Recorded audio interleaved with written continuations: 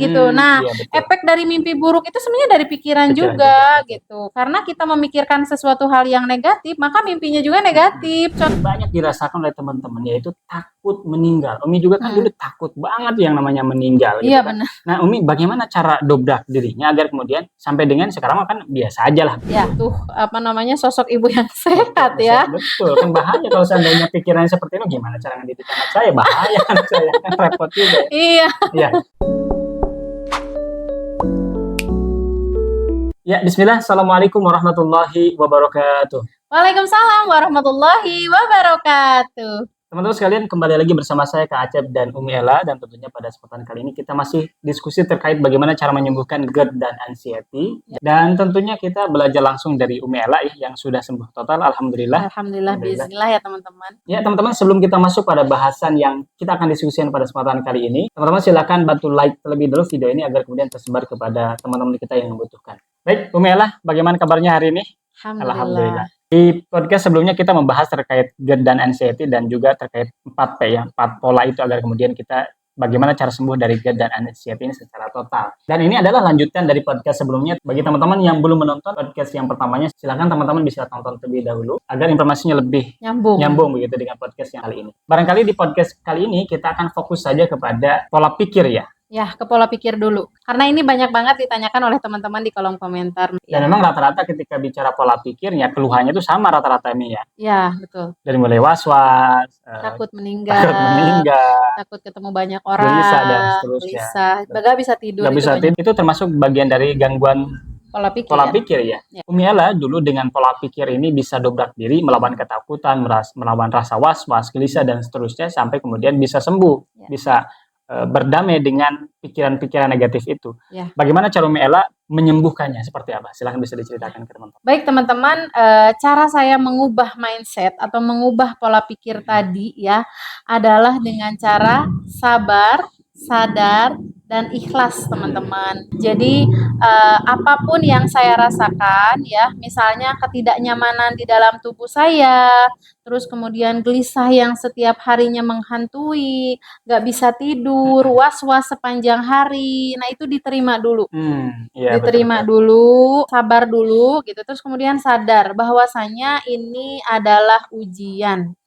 Bisa jadi ketika kita sudah sembuh nanti ada sesuatu nih yang sedang Allah siapkan betul. Untuk kita tuai dan kita menjadi diri pribadi yang lebih baik lagi seperti itu. Dan terkait pola pikir ini, kalau saya dapat cerita dari Umi dan termasuk mungkin dapat kisah dari teman-teman yang lain juga, ini termasuk yang paling susah, paling lama gitu cara merubahnya. Ya, kenapa betul. Demikian?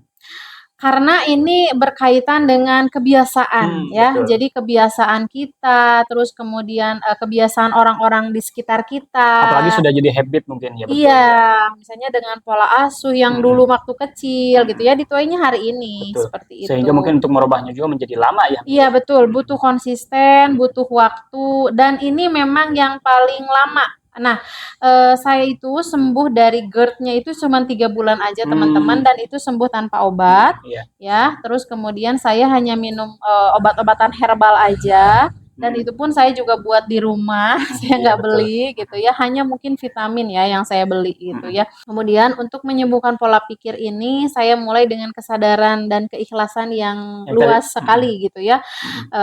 Dulu itu saya sangat takut banget ketemu banyak orang. Nah, itu saya lawan. Saya latih diri saya untuk membiasakan ketemu banyak orang. Berarti salah satu dampak lain dari rasa ketakutan itu salah satunya yang Umi rasain itu takut ketemu orang. Ya, takut keluar rumah. Jadi kalau mau keluar rumah itu di dalam mindset saya dulu ya, saya takut jatuh, saya takut ada apa-apa, saya takut ada yang nyulik, saya takut digimana-gimanain orang lain.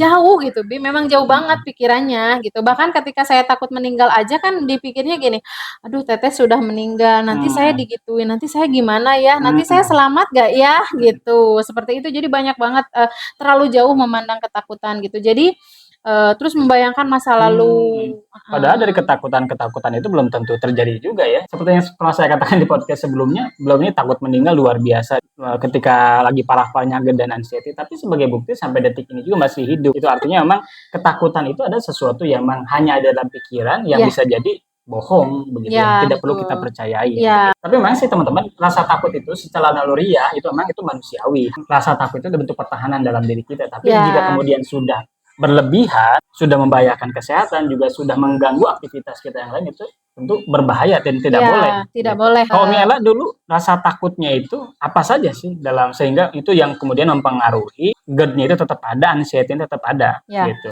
Nah, kalau saya sendiri itu dulu takut banget dengan melihat keranda. Nah, Jadi termasuk yang tadi takut keluar rumah juga ya ya. takut keluar rumah juga. Terus kemudian saya juga takut di area gelap.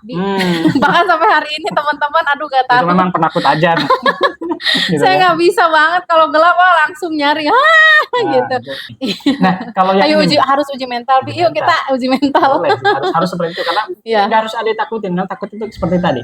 Ketakutan itu hanya dalam isi pikiran yang belum Iya. tentu terbukti. Kan tadi dijelaskan Ami juga sampai takut keluar rumah. Iya. Itu perlu didobrak diri kan. Sebenarnya kan berbahaya kalau kemudian dipelihara terus. Iya. Nah, bagaimana kalau Umi dulu cara menaklukkannya?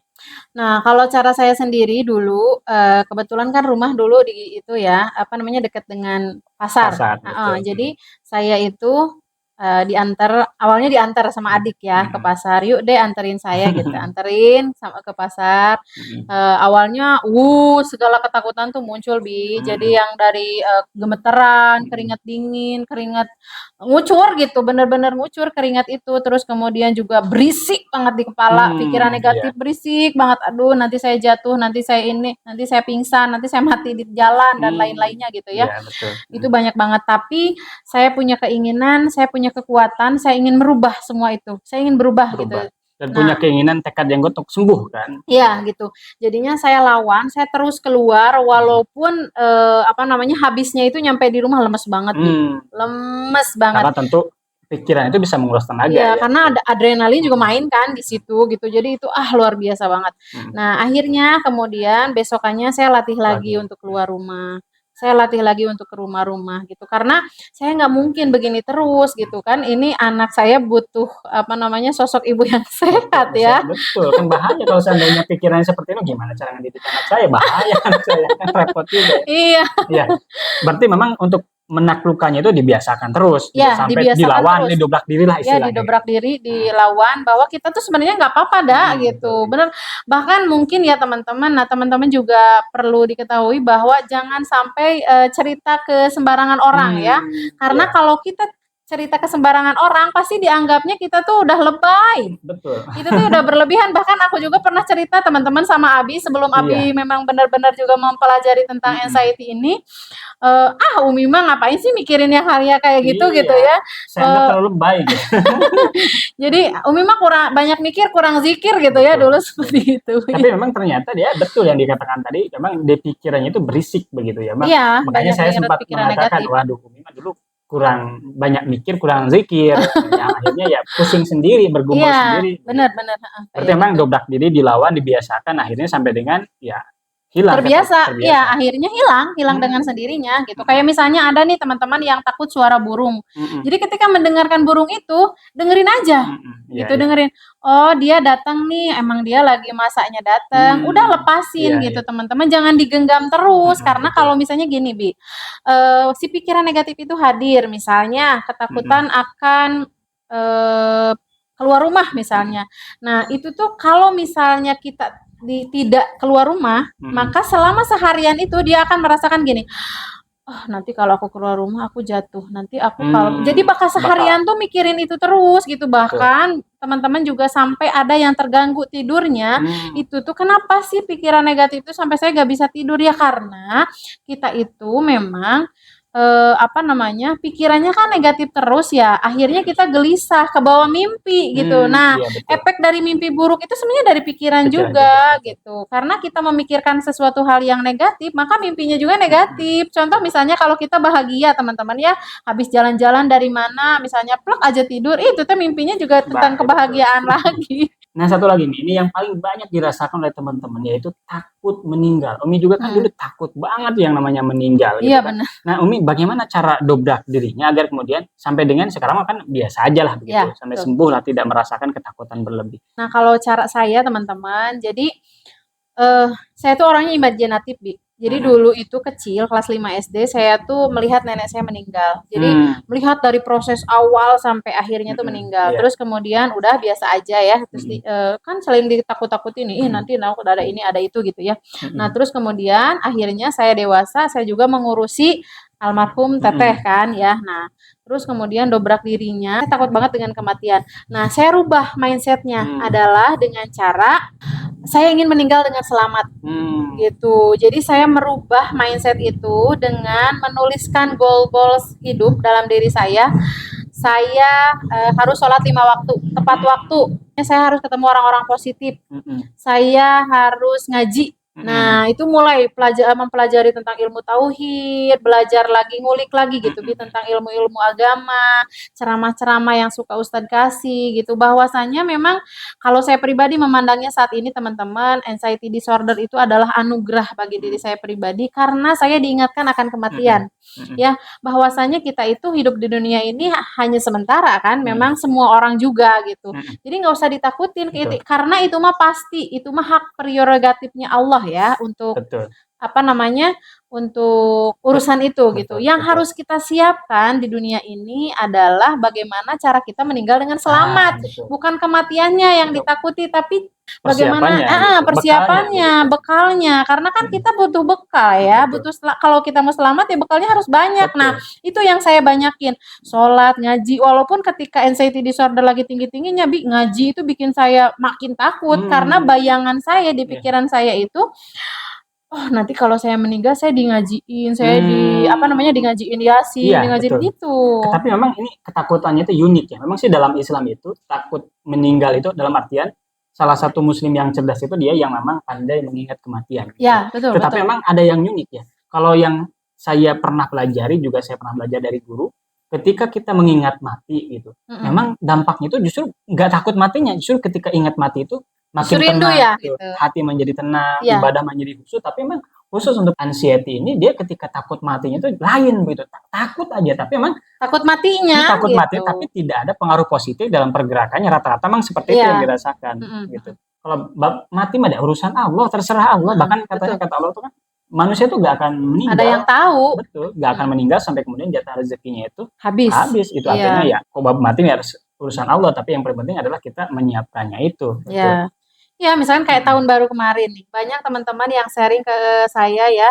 Jadi banyak banget, aduh nanti tahun 2024 masih ada nggak ya gitu. Itu bener-bener sampai gemeteran, nggak bisa tidur gitu, dipikirin gitu. Dipikirin, padahal udah teman-teman nggak usah dipikirin, biarin aja gitu. Mending kita bikin capaian-capaian aja nih kira-kira di 2024, yang kurang di 2023, ibadah apa nih yang kurang, ditambahin gitu, dibiasakan, diistiqomahkan. Seperti itu. Tidak berlebihan dan tidak kemudian menjadikan penyakit lah khususnya. Iya, gitu betul. Ya, takut mah wajar ya. Misalnya kalau turun tangga takut atau tangganya misalnya nggak ada pegangannya, pinggirnya takut, wajar seperti itu mah gitu. Yang berlebihan itu memang yang turun tangga nggak mau nggak mau sama sekali nyoba gitu ya. Bahkan dipikirin aja terusan gitu. Nah, itu yang bahaya gitu. Ya, berarti memang poin pentingnya adalah yang pertama tadi terkait melawan ketakutan itu ya, satu dobrak diri, itu penting kita coba. Kalau misalkan takut coba aja. Selama itu tidak berbahaya kan, tidak membahayakan diri sendiri. Dampingilah teman-teman sama orang-orang sekitar gitu. Nongkrong-nongkrong misalnya 5 menit gemeteran, dah balik lagi. Besok coba lagi, terus sampai semuanya terbiasa kembali. Normal kembali insya Allah. Banyakin kegiatan-kegiatan yang positif, gabung sama teman-teman juga yang positif gitu ya. Terus kemudian banyak ngobrol sih ya, banyak ngobrol, jangan ngelamun.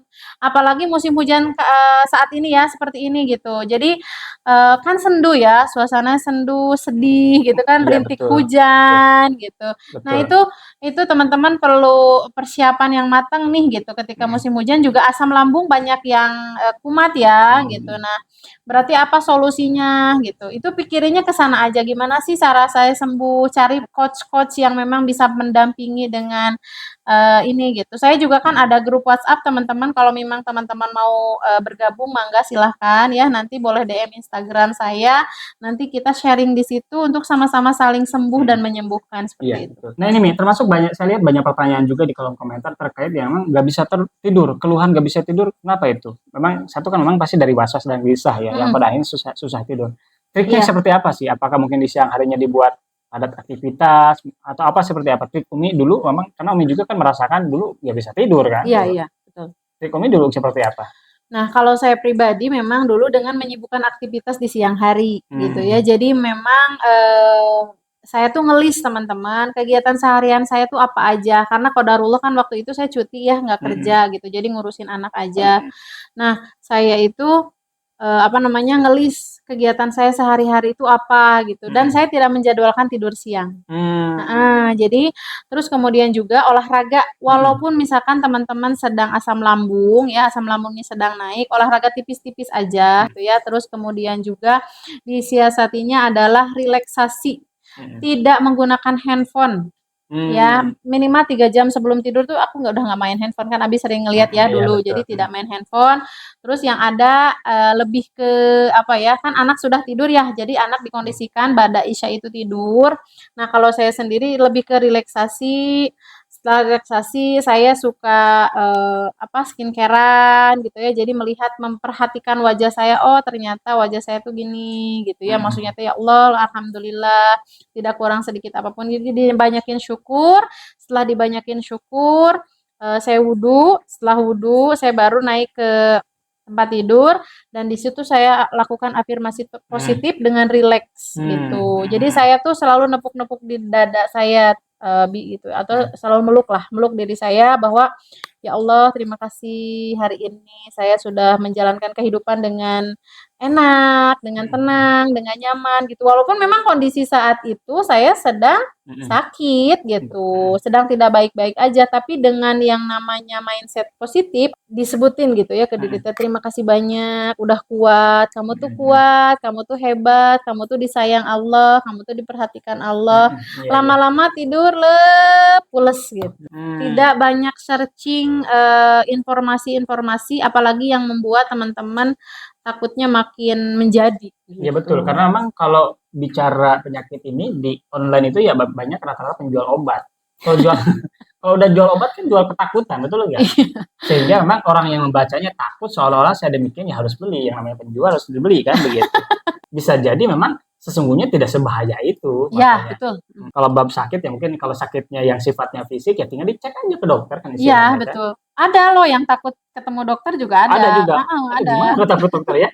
Cek aja teman-teman. Saya juga pernah membuktikan dulu cek ke THT, Bi masih inget gak? Iya betul, cek THT. Yang di rumah nggak bisa ngapa-ngapain, galau, gelisah. Gelisah, memang nggak ada penyakitnya. Gitu. Memang ini salah satu uniknya dari anxiety ini serba kerasa atau istilah lainnya ke psikosomatis ya. Ya, psikosomatis. Betul. Jadi serba kerasa dan sebagainya. Ya teman-teman, ini adalah salah satu teknik dan trik bagaimana kita merubah pola pikir. Ya intinya memang dari negatif menjadi positif. Ya dari yang buruk menjadi lebih baik. Ketakutan yang dirasakan, was-was, gelisah yang dirasakan oleh teman-teman itu adalah ketakutan yang tidak ada dasarnya, hanya bergumul di pikiran yang belum tentu terbukti. Ya, dan bisa jadi jebakan setan. Bisa jadi jebakan setan, was-was. Karena kan kalau dalam Al-Quran itu disebutkan ya setan itu memberikan was-was dalam pikiran. Ya, biar dia punya banyak teman. Betul, dan sehingga menghadirkan rasa takut teman-teman sekalian. Takut berlebihan melebihi takut kita sama Allah. Nah, poin penting dari pola pikir ini agar kemudian kita memperbaikinya, merubahnya ya tentu salah satunya dengan ikhlas, sabar, sadar, dan ikhlas. Kemudian dilatih dengan konsisten sampai dengan kemudian punya habit dan kebiasaan-kebiasaan. Ya, jangan nanya kapan saya sembuh, kapan saya sembuh. Jangan teman-teman itu bikin capek. Udah jalanin aja. Nanti juga ketika Allah sudah menurunkan kesembuhan, sembuh. Pasti sembuh sendiri gitu. Begitu ya. Dan perlu diingat teman-teman bahwa setelah sembuh itu banyak banget keberkahan yang didapatkan. Betul. Jadi punya banyak ilmu. Ya, banyak teman, ketemu teman-teman juga, Masya Allah. Ya, teman-teman, itu adalah bahasan kita pada kesempatan kali ini. Mudah-mudahan bermanfaat ya teman-teman. Sekali lagi teman-teman silakan bantu like dan share video ini agar kemudian tersebar tersebar kepada teman-teman kita yang membutuhkan ya. Dan insya Allah mungkin kita akan lanjut di podcast berikutnya ya. Ya, Kalau hari ini kita bahas terkait pola pikir, mungkin kita fokus daripada pola makan ya di pekan depan ya. Atau misalnya teman-teman ada pertanyaan, silahkan teman-teman nanti kita bahas Kita ya. bahas. Terima kasih teman-teman. Assalamualaikum warahmatullahi wabarakatuh.